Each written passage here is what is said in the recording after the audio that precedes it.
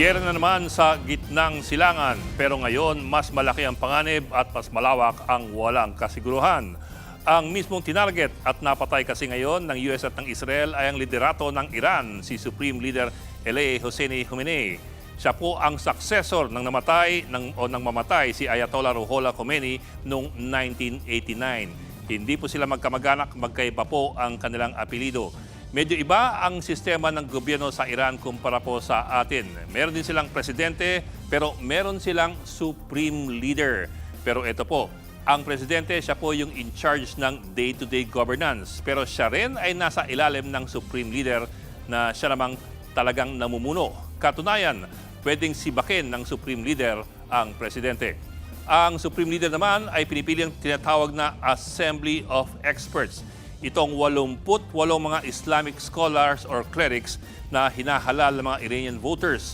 So in a way po, para siyang parliament na hinahalal, kung saan ang parliament naman ang namimili ng kanilang prime minister. Ang kaibahan lamang, puro po mga Islamic clerics ang lahat ng mga ito. Pero hindi parating ganito ang Iran.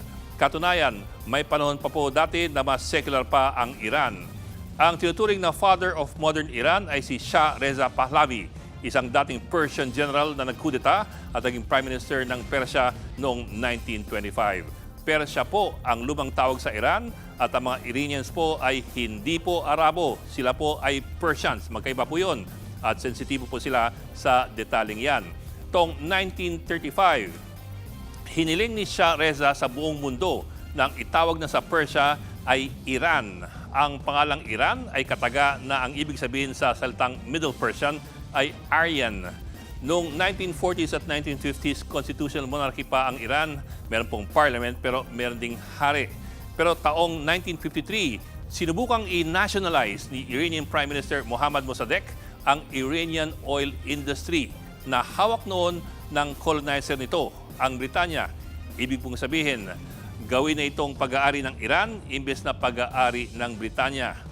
At para po pigilan yan, nagsagawa ng kudeta ang Britanya at ang US para patalsikin si Prime Minister Mossadegh.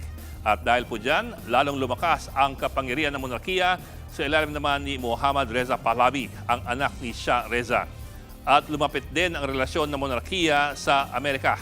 Inarmasan ng Amerika si Reza Pahlavi, mga baril po, eroplano at mga armas. Katunayan, ang Iran nga ang kaisa-isang foreign country na binenta ng Amerika ng kanyang dating premier fighter jet, ang F-14 Tomcat. Yun lang, naging malupit si Reza Pahlavi at noong taong 1979, dinepose siya ng mga Islamic clerics sa pangunguna ni Ayatollah Ruhollah Khomeini. At diyan nagsimula ang Islamic Republic of Iran na pinoproblema ng Amerika ng halos kalahating siglo na. Mga kapatid, Ed Lingaw po, maging maalam at may pakialam sa mga napapanahong balita sa ating bansa. Para sa mas malilimang pagtalakay at paghimay sa mga issue at headlines, mag-follow at mag-subscribe sa social media pages ng News 5.